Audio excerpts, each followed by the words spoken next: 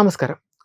ഭൂമിയുടെ ഭ്രമണപഥത്തിൽ ഉപഗ്രഹങ്ങളുടെ എണ്ണം ക്രമാതീതമായി വർദ്ധിച്ചു വരുന്ന ഈ കാലഘട്ടത്തിൽ ബഹിരാകാശത്ത് സുരക്ഷിതമായ സഹവർത്തിത്വം ഉറപ്പാക്കുക എന്നത് ഒരു വലിയ വെല്ലുവിളിയായി മാറിയിരിക്കുകയാണ്.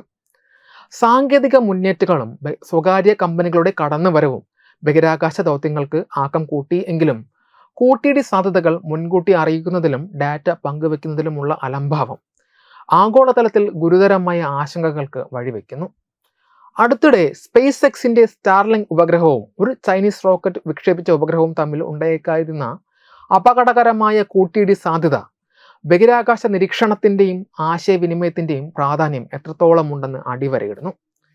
ബഹിരാകാശത്തെ ഗതാഗത നിയമങ്ങളെയും സുരക്ഷാ മാനദണ്ഡങ്ങളെയും കുറിച്ചുള്ള ചോദ്യങ്ങളാണ് ഈ സംഭവം ഉയർത്തുന്നത്. സ്റ്റാർലിങ്ക് ഓപ്പറേഷൻസിനായുള്ള സ്പേസ് എക്സിന്റെ വൈസ് പ്രസിഡന്റ് മൈക്കൽ നിക്കോൾസ് ആണ് ഈ ഞെട്ടിക്കുന്ന വിവരം സോഷ്യൽ മീഡിയയിലൂടെ പുറത്തുവിട്ടത്. 2 വർഷത്തിലധികമായി പ്രവർത്തിച്ചു വരുന്ന സ്റ്റാർലിങ്ക് 6079 എന്ന ഉപഗ്രഹത്തിന് അടുത്തുകൂടിയാണ് ചൈനീസ് വിക്ഷേപണ ദാതാക്കളായ CAS സ്പേസ് വിക്ഷേപിച്ച ഒരു ഉപഗ്രഹം 200 മീറ്റർ മാത്രം ദൂരത്തിൽ കടന്നുപോയത്. ഈ അടുപ്പം അതീവ അപകടകരമായിരുന്നു. ഉപഗ്രഹങ്ങൾ തമ്മിലുള്ള ഈ അകലം ബഹിരാകാശ നിലവാരം അനുസരിച്ച് കൂട്ടിയിടിക്ക് തുല്യമായ സാഹചര്യമാണ് സൃഷ്ടിച്ചത്. ഈ സംഭവത്തിന്റെ മൂലകാരണം ചൈനീസ് ഭാഗത്തു നിന്ന് ഉപഗ്രഹത്തിന്റെ ഭാവി സ്ഥാനം പ്രവചിക്കുന്ന എഫെമെറിസ് ഡാറ്റ പങ്കുവെക്കാത്തതാണെന്നാണ് നിക്കോൾസ് ആരോപിക്കുന്നത്. CAS സ്പേസ് തങ്ങളുടെ കൈനറ്റിക്ക 1 റോക്കറ്റ് ഉപയോഗിച്ച് ഒരാഴ്ച മുൻപാണ് 9 ഉപഗ്രഹങ്ങൾ ഭ്രമണപഥത്തിൽ എത്തിച്ചിരുന്നത്.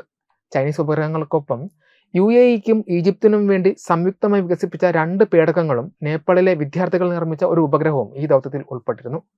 ഏതാണ്ട് 560 കിലോമീറ്റർ ഉയരത്തിൽ വെച്ചാണ് ഇതിൽ ഒരെണ്ണം സ്റ്റാർലിങ്ക് ഉപഗ്രഹവുമായി അപകടകരമായ ദൂരത്തിലേക്ക് നീങ്ങിയത്.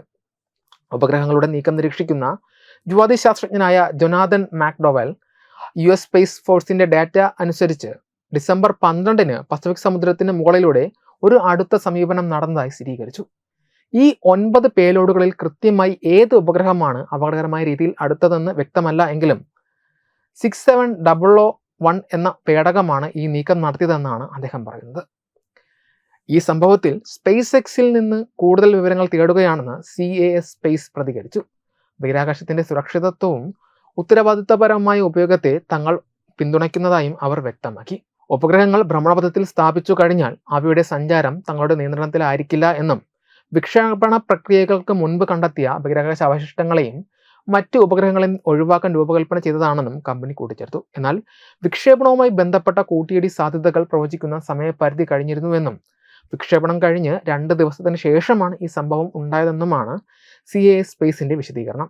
സാധാരണയായി വിക്ഷേപണത്തിന് തൊട്ടു പിന്നാലെയുള്ള മണിക്കൂറുകളിലാണ് കൂട്ടിയിടി സാധ്യതകൾ പ്രവചിക്കപ്പെടാറുള്ളത്. ബഹിരാകാശത്ത് ഉണ്ടായേക്കാമായിരുന്ന ഈ നേരിയ കൂട്ടിയിടി സാധ്യത ഭ്രമണപഥത്തിലെ തിരക്ക് നിയന്ത്രിക്കുന്നതിന്റെ അടിയന്തര പ്രാധാന്യമാണ് വിളിച്ചോതുന്നത്. പ്രധാന ഉപഗ്രഹ ഓപ്പറേറ്റർമാർ തമ്മിലുള്ള ആശയവിനിമയത്തിലെ പോരായ്മകൾ ഒരു ആഗോള പ്രശ്നമായി വളരുന്നു. ഒരു ഉപഗ്രഹ കൂട്ടിയിടി സംഭവിച്ചാൽ അത് അന്താരാഷ്ട്ര ബഹിരാകാശ നിലയത്തെയും മറ്റു സുപ്രധാന ഉപഗ്രഹങ്ങളെയും ഭീഷണിപ്പെടുത്തുന്ന വലിയ തോതിലുള്ള ബഹിരാകാശ അവശിഷ്ടങ്ങൾ സൃഷ്ടിക്കുവാൻ കാരണമാകും. അതിനാൽ ബഹിരാകാശ ദൗത്യങ്ങളെക്കുറിച്ചുള്ള എഫെമെറിസ് ഡാറ്റ കൃത്യസമയത്ത് പങ്കുവയ്ക്കുക, സുരക്ഷാ പ്രോട്ടോക്കോളുകൾ കർശനമായി പാലിക്കുക തുടങ്ങിയ കാര്യങ്ങൾ ഓരോ രാജ്യവും സ്വകാര്യ ഏജൻസികളും ഉറപ്പാക്കേണ്ടത് അത്യാവശ്യമാണ്. ബഹിരാകാശത്തിന്റെ സുരക്ഷ എന്നത് ഒറ്റപ്പെട്ട ഒരു രാജ്യത്തിന്റെയോ ഏജൻസിയുടെ ഉത്തരവാദിത്തമല്ല, മറിച്ച് ലോകരാഷ്ട്രങ്ങളുടെയും ബഹിരാകാശ കമ്പനികളുടെയും കൂട്ടായ സഹകരണത്തിലൂടെ മാത്രം കൈവരിക്കാൻ കഴിയുന്ന ഒരു ലക്ഷ്യമാണ്. വെബ് ഡെസ്ക് തത്വമൈ TV.